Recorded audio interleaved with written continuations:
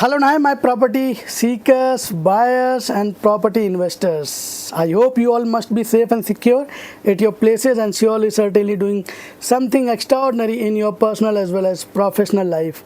So, this side Dinesh Dayal, I am a real estate consultant, and being a realty professional, I love to help especially those who have mindset and a plan for investing in the real estate segment.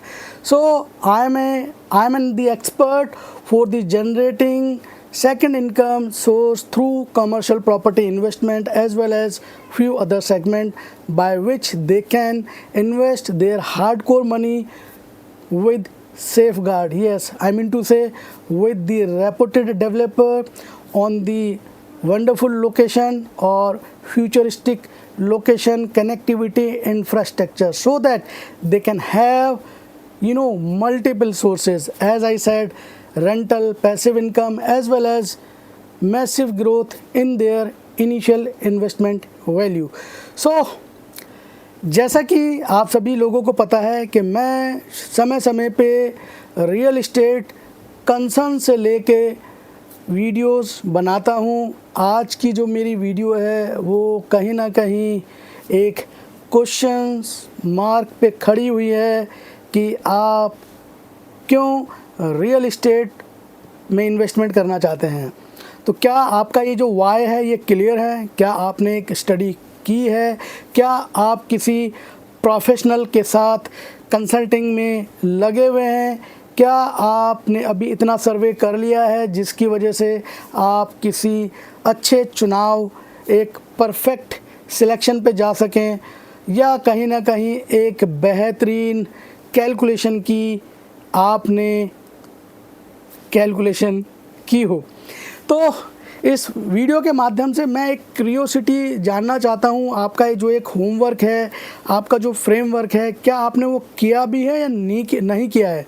तो मैं आपको कुछ tips देना चाहूँगा इस video के माध्यम से, जिसकी वजह से आपका ये जो फ्रेमवर्क है, ये होमवर्क है, थोड़ा सा और आसान हो जाए।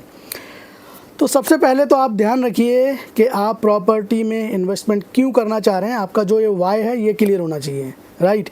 तो वाई का मतलब है, मैं अभी बात कर रहा हूँ सिर्फ और सिर्फ रियल इस्टेट इन्वेस्टमेंट की। जी हाँ, प्रॉपर्टी इन्वेस्टमेंट की मैं बात कर रहा हूँ इस वीडियो के अंदर।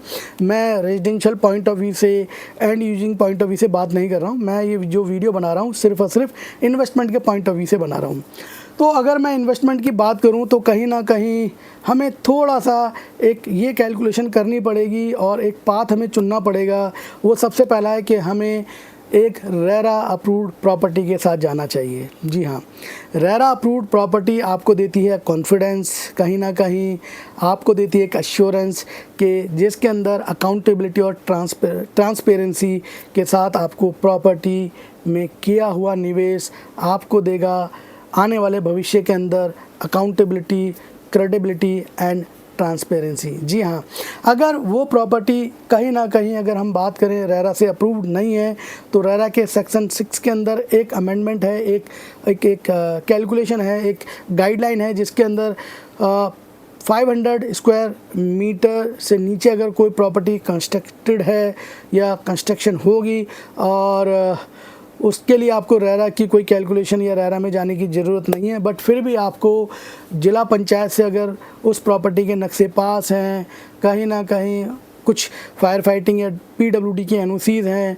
तो वो भी आपके लिए एक सेफ़ सिक्योर्ड गेम हो सकता है।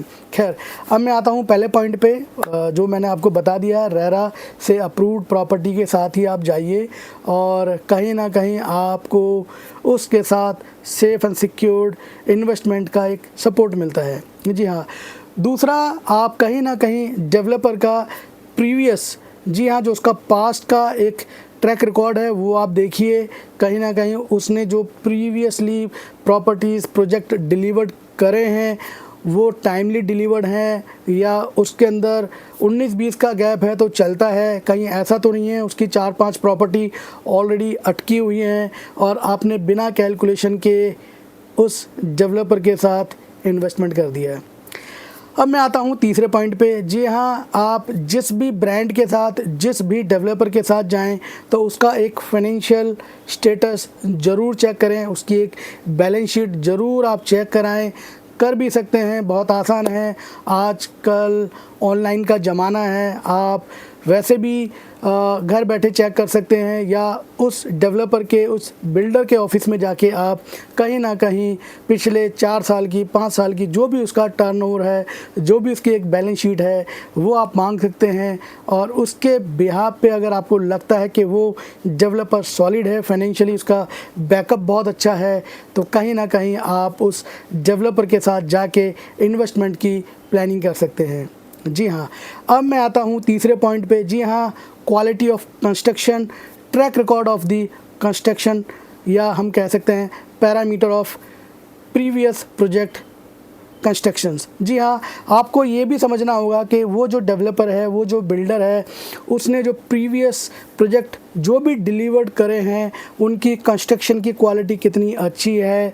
कहीं ऐसा तो नहीं कि जो उसने प्रीवियस बिल्डिंग्स बनाई हैं उसका प्लास्टर झड़ रहा है, या उसके अंदर जो भी पाइप्स की फिटिंग है, इलेक्ट्रिक की फिटिंग्स है, या जो भी सीवेज की कहानी है, या जो रोड का उसने कंस्ट्रक्शन किया हुआ है आउटसाइड पे, तो उसके अंदर कोई बहुत सच एज गड़बड़ तो नहीं है। कहीं वो लो कैटेगरी का मटेरियल लगा के उसने मैक्सिमम प्रॉफिट लेने के उद्देश्य से वो बिल्डिंग, वो प्रोजेक्ट तो नहीं बनाया है।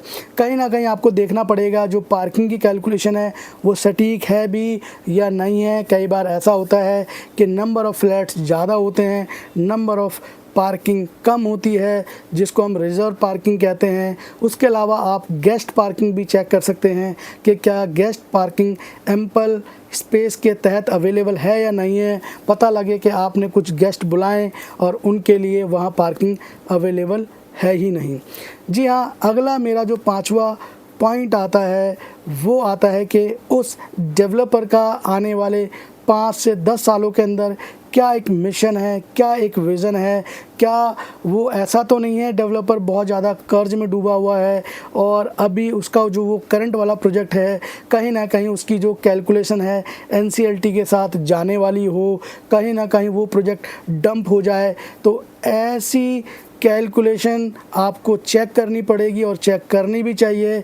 कहीं ना कहीं आप ऐसे डेवलपर से बचें, आप ऐसे ब्रांड नेम फेम के साथ, ऐसे डेवलपर के साथ जाएं जो इन चीज़ों से कहीं ना कहीं बचा हुआ है।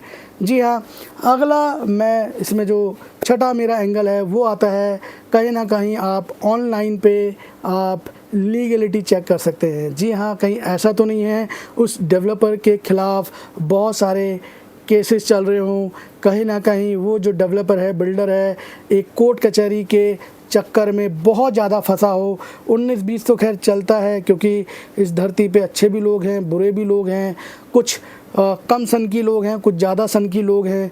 तो कहने का मेरा कंसर्न है कि आप डेवलपर का जो लीगल बैकग्राउंड है वो भी चेक कीजिए। कहीं ऐसा तो नहीं है कि उसके ऊपर बहुत सारी लीगलिटीज़ या इलीगलिटीज़ के ख़िलाफ़ केस चल रहे हों और बहुत ज़्यादा वो प्रेशर में हो। तो कहीं ऐसा ना हो कि वो डेवलपर अपने आप को इंसॉल्वेंसी घोषित कर दे और पल्ला झाड़ ले। अगर हम सरल भाषा में बात करें तो आपके जो खून पसीने की कमाई है वो फंस सकती है, डंप हो सकती है। और इसके अलावा कुछ और वैलिड पॉइंट हैं वो मैं अगली वीडियो में डिस्कस करूंगा। मुझे उम्मीद है आपको ये जो 4, 5, 6 मैंने जो पॉइंट्स बताए हैं ये आपको समझ में आए होंगे, क्लियर हो गए होंगे। दोस्तों, मेरी वीडियो थोड़ी सी लंबी होती है बट पॉइंट टू पॉइंट मैं नहीं बना सकता क्योंकि मेरा एक बोलने का नेचर है। मैं बहुत ज़्यादा कहीं ना कहीं गिमिक में विश्वास नहीं रखता हूँ कि मैं कहीं ना कहीं ऐसी ऐप डाउनलोड करूँ जिसके अंदर मैं कुछ ऐसी पिक्चर डाल दूँ, कुछ ऐसी इमेजेस डाल दूँ जिसकी वजह से वो पॉपअप हो जाए। ऐसा कुछ अभी तो नहीं है, इन भविष्य में मैं कह नहीं सकता। बट कुल मिला के क्या है कि अगर किसी भी वीडियो का संदेश, मैसेज अगर काम का है तो मुझे लगता है कि वहाँ पे उसका उद्देश्य पूरा हो जाता है। वैसे भी रियल इस्टेट की वीडियो हर किसी के लिए नहीं है, ये उनके लिए हैं जो प्रॉपर्टी में, रियल इस्टेट में इन्वेस्टमेंट करना चाहते हैं और कुछ फ़ायदे की बात समझना चाहते हैं, तो इसका एक एज फैक्टर है, इसका एक मेंटल फैक्टर है और कहीं ना कहीं इसका मनी फैक्टर है। तो मैं दिनेश दयाल आप सभी लोगों का फिर से धन्यवाद करता हूं, आपने मेरी इस वीडियो को अंत तक देखा और मुझे उम्मीद है आपको ये मेरा वीडियो पसंद आया होगा। तो इसको लाइक कर सकते हैं, शेयर कर सकते हैं और मेरे यूट्यूब चैनल को भी आप सब्सक्राइब कर सकते हैं और बेल का जो बटन है उसको ज़रूर प्रेस कीजिए ताकि भविष्य में आने वाली वीडियो का आपको नोटिफिकेशन मिल सके। अगली वीडियो तक के लिए आप अपना ध्यान रखिए, ख्याल रखिए। जल्दी मिलते हैं, मुस्कुराते रहिए। नमस्कार, जय हिंद।